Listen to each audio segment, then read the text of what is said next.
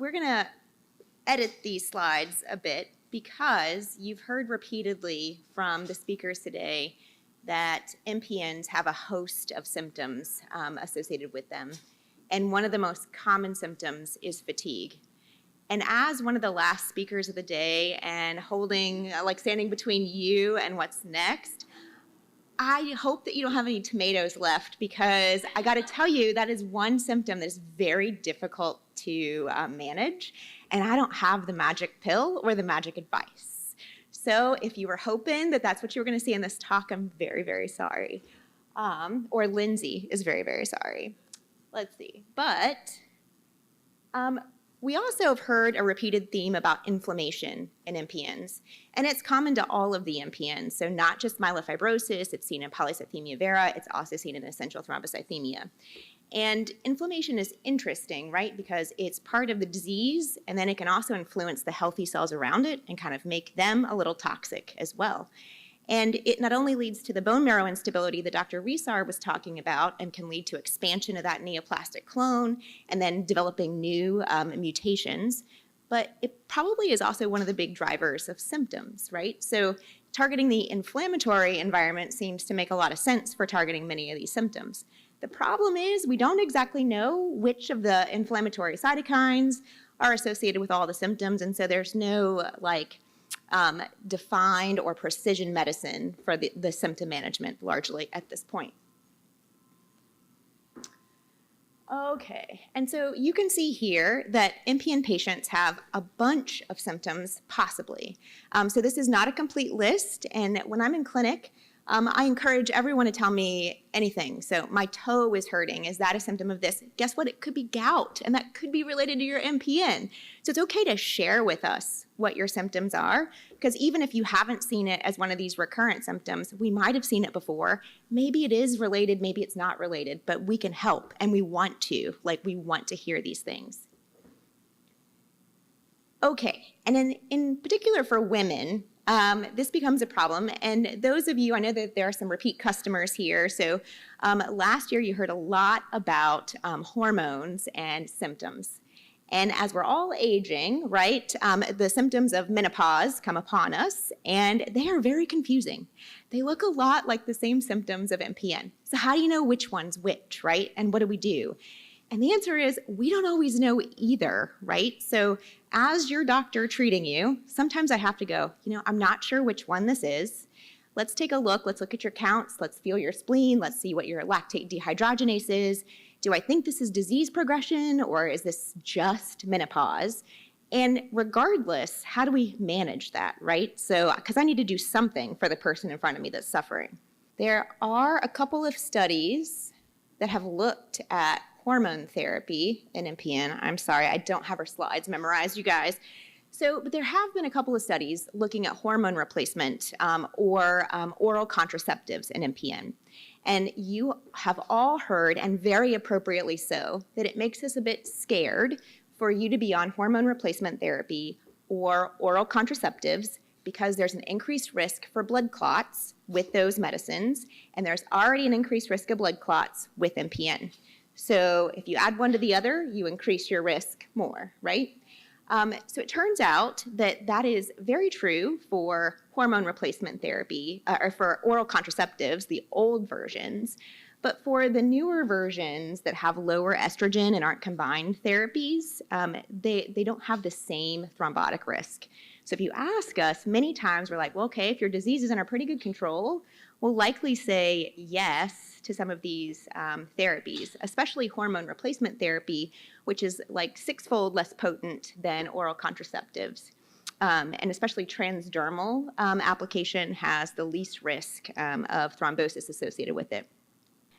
When she was putting this together, she was thinking about categories of symptoms, because I think in terms of symptoms and how we manage them, it does help if we put them in buckets, right? So there are the symptoms that we really have to pay attention to, like the fever, night sweats, fatigue, and unintentional weight loss. Those are all symptoms that might herald that you have disease progression, so that your disease might be changing to a myelofibrosis phenotype, or within myelofibrosis might be changing to a more aggressive phenotype. Those are things that we think are somewhat relieved with things like JAK inhibitors. So the ruxolitinib or Jakafi, the momelotinib or Ojjaara, those have shown benefit with these constitutional symptoms. But what we're really worried about there is progression. Then there's a bucket called microvascular symptoms. And so microvascular very, very plainly means teeny tiny blood vessels, right? So if you think about the teeny tiny blood vessels behind the eyes, around the heart, maybe in the gastrointestinal tract, in the hands and the feet. So those teeny tiny blood vessels can get clogged, especially with platelets, and they can cause symptoms like headaches, which are often migraine-type headaches. Decreased concentration, problem for all of us. So it's sometimes like, well, was it just my ADD at baseline, or is this my MPN, right? But you can imagine if that's clogging the teeny tiny blood vessels in the brain, your ability to think and focus might go down. Peripheral neuropathy or erythromelalgia, so the numbness and tingling that can happen in the hands and feet. And then dizziness can go along with this, again, targeting some of those blood vessels in the brain. Those symptoms are often very responsive to not only cytoreductive therapy, so reducing the cell counts, but really to aspirin. And so there has been some lovely studies showing that platelets are really the primary mediator of these microvascular symptoms. They get activated, they clog those teeny tiny blood vessels, and that a baby aspirin once a day is very beneficial for that. There are also studies showing us, especially in ET, that your body is making a lot of platelets, so more than the normal person. So if you take an aspirin in the morning, that aspirin has a half-life of just a couple of hours. It's out of your system by the time the afternoon rolls around. It's working on all the platelets that were there that morning, but if you've made a whole new set of platelets, guess what? They have not been seen by aspirin, and so they're not calm. So you might still have excess symptoms from that platelet activation. So for my ET patients who have continued symptoms despite once daily aspirin, I'll have them try a second aspirin in the day. Not double the dose, it's double the timing, right? So it's one in the morning and one in the afternoon. The risk with that is increased risk of GI ulcers, so I ask you to take it with food, and if it doesn't help, so you're usually going to know whether it helps or not after about a week. If it doesn't help, stop the second aspirin and just take the daily aspirin. Then we have this bucket of symptoms that are associated with a big spleen, so feeling early after just a few bites of food, unintentional weight loss, feeling fullness in the left upper quadrant, feeling pain in the left upper quadrant. So your spleen normally lives, it's about the size of your fist, and it's up under the rib cage on the left side. As it grows in 3 dimensions, right? But as your doctors, we can really only feel it in 1 dimension. So we feel it from the top to the bottom. So even if we're telling you in clinic that we don't feel that your spleen's enlarged, guess what? It can be enlarging over laterally towards your stomach and pressing on it, right, making you feel full after just a few bites of food. It's like the gastric band without having to get the gastric band surgery, right? Patients initially love the weight loss, and then they're like, wait, this is something I was supposed to look out for, right? And then it can also grow towards the back, and the kidney lives right there. So it can press on the kidney and lead to pain. And so the great thing about enlarged spleen is we have a great drug for that. So if you were waiting to hear what the great drug for that was, it's JAK inhibitors. But I think most of us know that, right? So that has been well known for a long time. So the JAK inhibitor pills are great at shrinking the spleen and improving those kind of symptoms. But then we also have a category of symptoms that's associated with our treatments for MPN itself, right? So of course there's a trade-off for absolutely everything we do. So you take 1 pill and then you get 3 side effects from it, and you take 2 more pills to treat those side effects, and then they have side effects, right? And you're like, oh my gosh, I'm in this vicious cycle. So we're always trying to keep an eye on what symptoms are you having from our therapies? Is there something else we can do? Do we change the dose? Do we mitigate how you're taking it? Do you take it every other day instead of daily? What do we do? And so in terms of those symptoms, so with hydroxyurea, predominantly we're thinking about it's going to lower all of the blood cells, not just the ones that you want to be down, right? So it's going to lower white blood cells, red blood cells, and platelets. Because it targets rapidly dividing cells, it can cause mouth sores. It can also cause hair loss. That's usually at really high doses, not the doses that we often use in MPN. And something to very much watch out for is it can cause ankle ulcers. So if you get a non-healing wound, especially around your ankle, know that that could be from hydroxyurea. They often are very painful, and they will not go away unless you stop the hydroxyurea.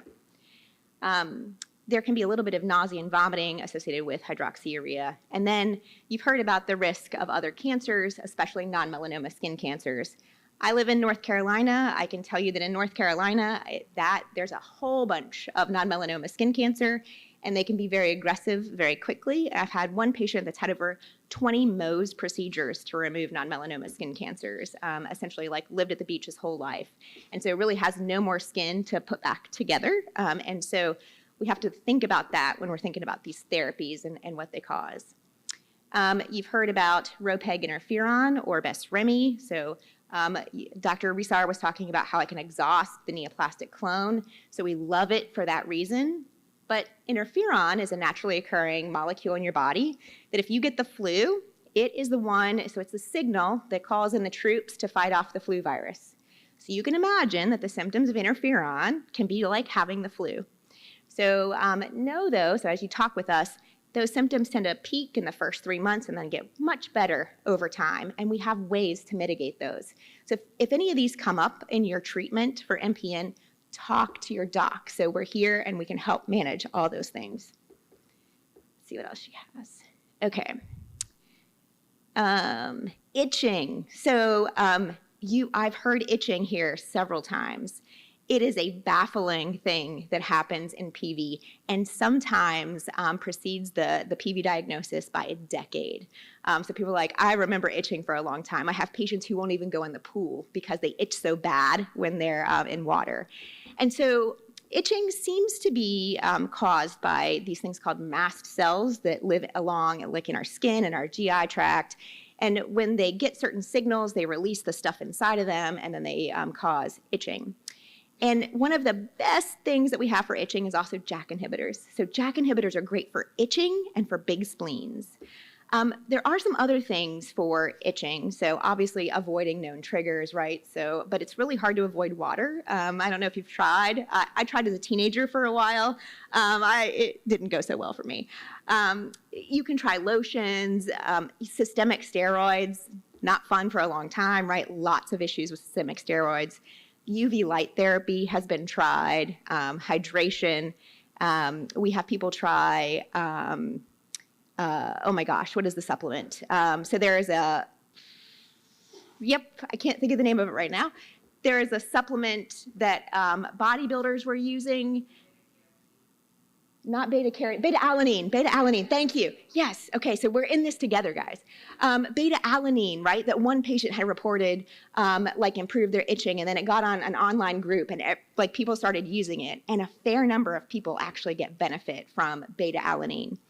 Antihistamines, but, so things like Benadryl, diphenhydramine, other non-sedating antihistamines, mast cell stabilizing agents, sometimes aspirin helps, and then if it comes to something like an omalizumab, so that's an antibody infusion, I usually am going to reach out to my allergy immunology colleagues if I need to go that far to help with itching.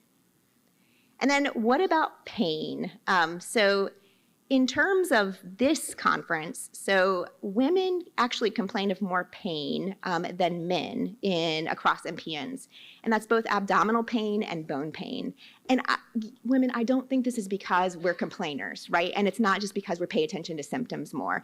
I don't know how much interaction you've had with your male colleagues, but they actually tend to have a lower pain threshold. So they are the ones that complain about the bone marrow biopsies, right? Like every little thing. Women are like, I can do that. Like I had children, I did this, like I can do that. So I cannot explain why this happens, but we've seen it repeatedly in studies. So know that you're not alone if you're feeling like you have a lot of symptoms. In terms of pain strategies, they're all over the place, right? So I think the big thing is what's causing the pain. If it's spleen, again, that's easier to take care of because JAK inhibitors are helpful. If it's bone pain, and I'm not talking like the osteoarthritis, like my knees and shoulders ache, I mean that deep toothache pain that you often feel in your thighs, right? Like it's like the growing pains that don't go away, and they often hit towards the nighttime. We're not exactly sure what causes that, but we think it could be part of the neuropathy that happens within the stem cell niche. And so things like reducing the burden of abnormal cells in the marrow are helpful. And you're like, well, great, but what else, right? Because I need some symptom improvement quickly. So things like Tylenol, anti-inflammatories. We've tried pain meds like gabapentin. We try not to use a lot of narcotics, but sometimes those are required. And then you've heard about things like yoga, activity, trying to eat a well-balanced diet. So things that reduce inflammation in your body where possible. Still, with all of these things, nearly half of patients complain about their pain management. So this is something that we really have to work on in MPN. So we're great at some things, and other things leave a lot to be desired. Okay, so we talked about this. That was finally what I was looking for. Okay, so as a patient, what can you do to help yourself? So this is probably the first question I get when patients are diagnosed. So it's like, okay, I have this. I understand that you have drugs, but what can I do for me? How can I change my life to help myself? And so some of it is a no-brainer, right? If you smoke, stop smoking. Smoking is bad for everything. It doesn't benefit anything that I'm aware of. She mentions diet and altering the gut microbiome. We have learned that some bacteria within our gut are more pro-inflammatory than others. Exactly how to alter that, I think, though, is highly debatable. So what do? We're not sure. Just eating a well-balanced diet makes a ton of sense, but we don't have any specific information just yet. We do know that from UC Irvine, there is a study going on the Mediterranean diet showing that perhaps you can decrease inflammation with diet. So there you go. Exercise and yoga, good for you no matter what, right? So it doesn't matter if this is wrong advice in terms of MPN. It's the right advice all the way around every day and anything else. And then stress reduction and mindfulness, easier said than done, right? So we've all been there and done that. But really, like 5 minutes at night, reflect on your day, practice gratitude, write it in a journal. What went well for me today? What am I looking forward to tomorrow? And I know that sounds very trivial, but those minor things can actually make big benefits in your overall well-being. Okay, in terms of integrative medicine, we all want something, right, to ease symptoms. This one integrative medicine study suggested maybe omega-3 had a symptom improvement in MPN patients, but otherwise it was all over the map as to whether any of these interventions helped. And then she wanted to, Duke is actually really cool because they have a lot of subspecialty oncology care. So what Dr. Ryan wanted to mention here was that MPN care is very specialized, and it takes a team. So it's not just your MPN doc, right? So there are a lot of things going on. In MPN, there's cardiovascular disease. There can be pulmonary disease. You can have itching and skin issues.